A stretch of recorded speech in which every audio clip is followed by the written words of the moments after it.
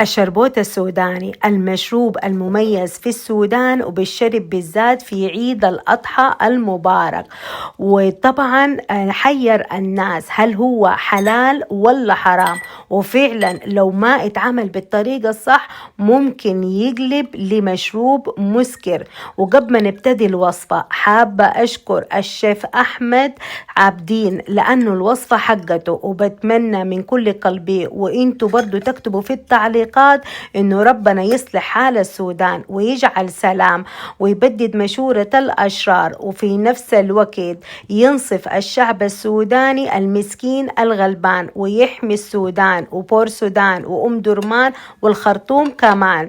في الحلة ودي على وصفة الشيف أحمد عابدين: عودين من القرفة، و3 جزع من العرق الأحمر الخلنجان، جزعة صغيرة من الجنزبيل الطازج، وهنا 1.5 ملعقة كبيرة من الهبهان حب، وإضافة من عندي 1 ملعقة صغيرة من القرنفل، و0.5 ملعقة صغيرة من الحلبة حب، وبغمرهم بالموية السخنة والكمية بسيطة، وحرفعهم على البوتاجاز عشان أطلع نكهة البهارات. بخليه يسخن ويغلي لمدة 15 دقيقة، وبطفي النار في الوقت دي، وحضيف طوالي عليه البلح. طبعا أنا هنا استعملت التمر اللي هو المجدول اللي هو طري شديد وطلعت منه النوى. الأفضل تستعملوا البلح الناشف السوداني. كوباية من الكركديه وكنت مغسلاه وخدتاه في المصفى.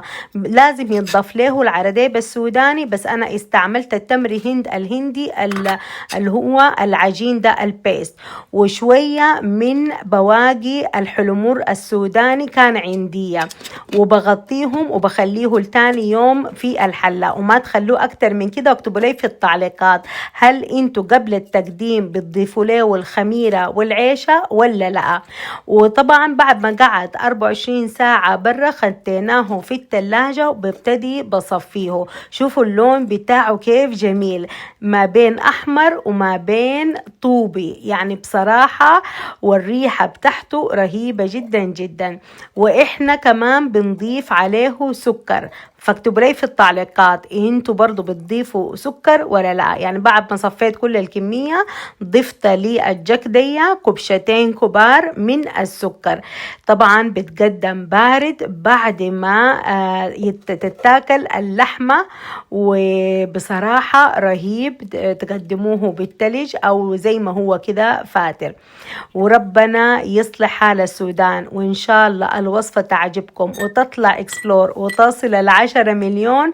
وما تنسونا ب5 كلمات في التعليقات وشيرات وإكسبلورات وريبوست عشان يصلكم كل الوصفات. وكل سنة وإنتم جميعا طيبين بحلول عيد الأضحى المبارك.